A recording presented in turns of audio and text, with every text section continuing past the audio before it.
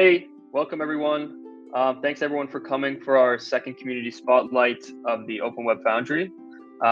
This is our first community spotlight where we have projects from within the actual Open Web Foundry cohort. So the last one we had was some of our founders who have been our alumni and have really important infrastructure tooling. And these are some new projects that are going to be looking for feedback, collaboration, and also you guys can feel free to ask them any questions after the presentations are over, and we'll come into the audience as well so we can chat. Hey, Ross. Hey guys, can you hear me? Yes. All right.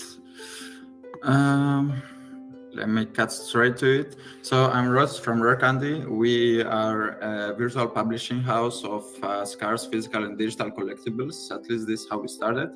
And we're now kind of rebranding and kind of revamping our project into something more specific after being in the scene for a couple of years. We've been here since early 2020, self-funded. So now we are looking for some funding to kind of manifest our vision that I'm happy to share with you today. So you will notice that we are new. Sorry to interrupt you. Do you mean to be sharing your screen right now? Oh yeah, I'm sorry. I guess you don't see it. Apologies. All right, can you see it? Yeah, looks good. Awesome. So Rare Candy for the next generation entertainment platform. And this sounds like very simple, but for us, it's important because we came to the conclusion that instead of using like fancy terms and hot words, buzzwords like NFTs or Web3 or stuff like that, we wanted to kind of explain to my father, let's say, or explain like to somebody who's not familiar at all with this tech or the scene, like what exactly it is we are doing. Because it's not that we're just releasing art, it's not that we just release music or just fashion wearables, where we're talking about digital or physical collectibles, but we kind of try to level up the experience for the user, whether that's like a virtual environment, it can be like a metaverse event or like a metaverse presentation, it can be like sharing your physical wearables in the digital world, or like your avatar can wear the clothes you wear in real life, but also kind of still releasing our line of curated original Rare Candy NFTs. So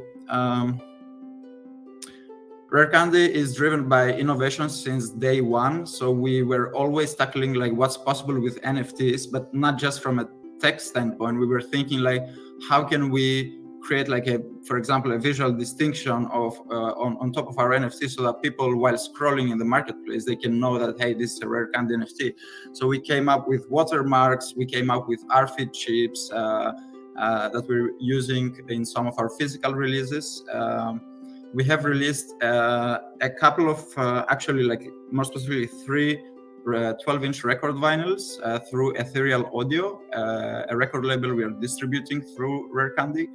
And we're working on a bunch of metaverse tools and services. We have our own gallery in crypto voxels, and we are trying to expand in Decentral and Somnium space as well, but also in Web2 metaverses like VRChat and Rec Room, where they might not have crypto wallets and stuff like that, but I think they have already like a very big and established crowd.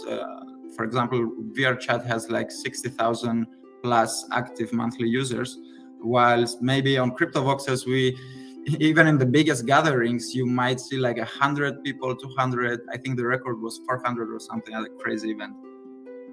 So we're not discriminating. We're not trying to play the crypto card here, saying like, hey, we're the next unicorn that's all about crypto and Web3 and stuff like that. But we want to be more inclusive.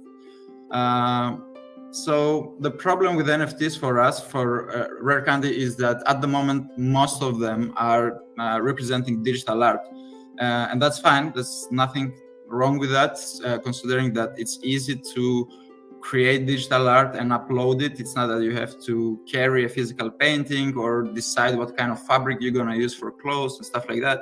But I believe that anyone who spends some time in the NFT scenes would consider this as an unavoidable fact that we will start to see more sophisticated use cases, obviously like from the ones we mentioned before, like fashion, music, movies, video games, stuff like that, but even far-fetched scenarios like designer babies or designer specimens trapped as NFTs, where people could buy genetic traits and stuff like that. So why are we pointing at the entertainment market? Like NFTs are cool, they have like 40 billion, but if you look at the broader entertainment market, you'll see that it's much, much larger. And I'm convinced that most of these assets will, if not become NFTs, they will have some sort of a digitally verifiable ownership protocol, whatever that might be. And so far, it seems that NFTs are the best form to do that. Whether we talk about movies, music, all sorts of art or creative products.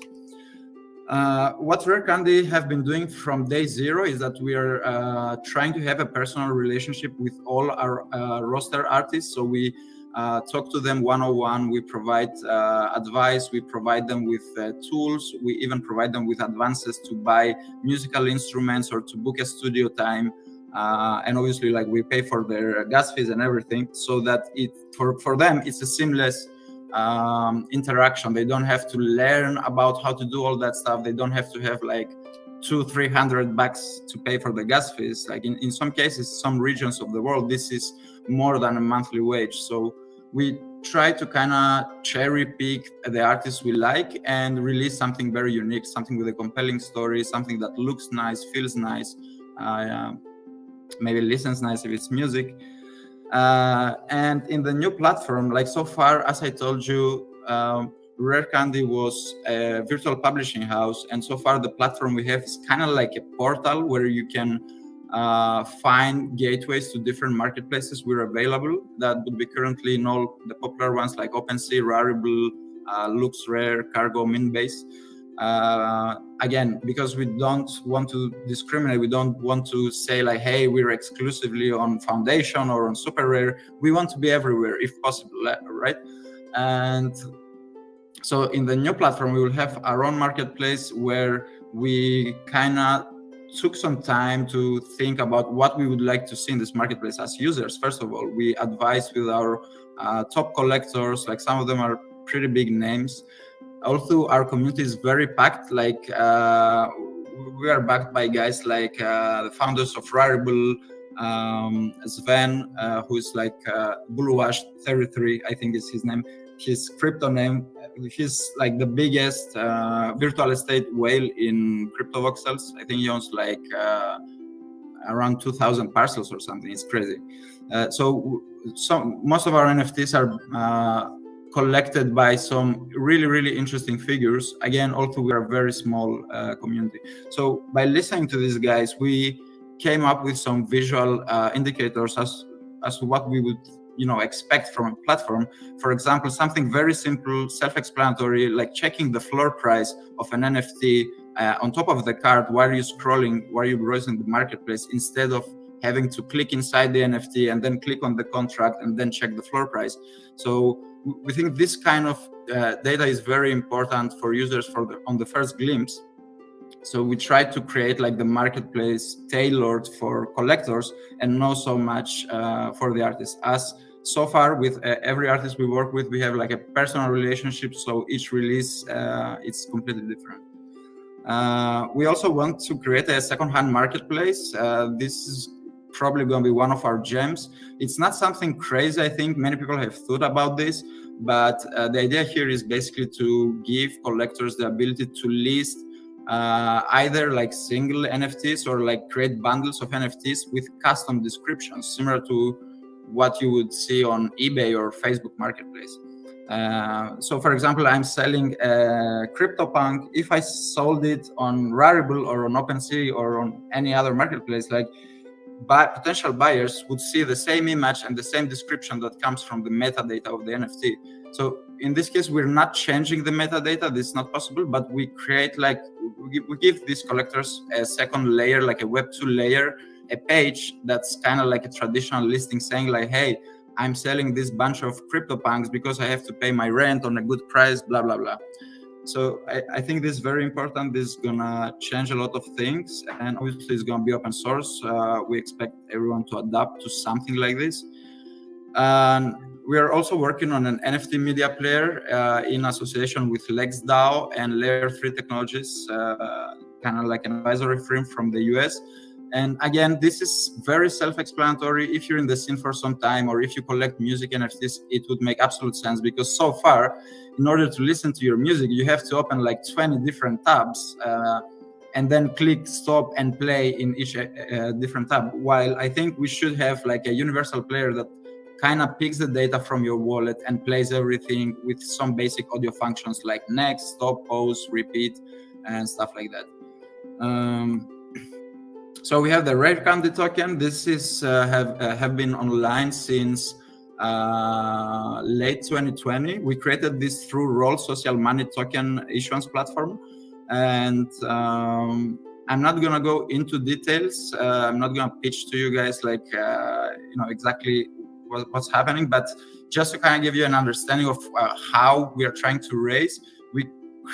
We came up with a way that's called NCO, or NFT coin offering. Basically, if you have used Roll, you know like how claimable links work, and we basically trap claimable links of specific amount of tokens, ERC20 tokens, inside these NFTs as unlockable. So basically, an investor would buy one of these NFTs and instantly unlock the tokens he's invested in.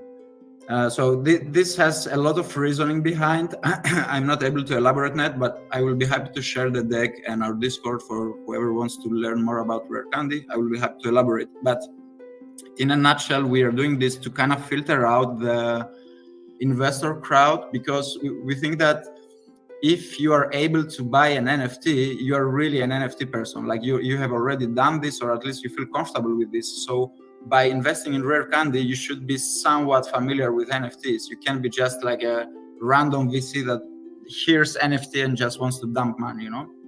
So we're really going for the long run here. We want strong partners on our side and people who can bring value to the project and our vision as we see it.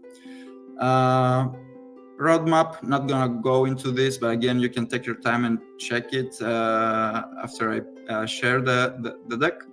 And you can find also contact details and everything. But just for this event, I'm gonna drop the deck and the Discord link. And if you have any questions, I'll be here after the event to connect and answer or exchange ideas on anything. Thanks a lot for your time, everyone. Perfect. 95% of NFTs are tied to digital art. That's crazy. Didn't realize that. I don't think it'll stay like that for long, but no way. Very interesting. Yeah, no way. Also, you've quite a lot of tabs up there. It's I'm surprised you could even run the presentation. But yes, thank you very much. We're gonna do the mingle session now, so we'll all come down into the audience area. So thank you to the presenters, thank you to the audience, thank you everybody for coming up, and we'll see you down there in a second. Cheers.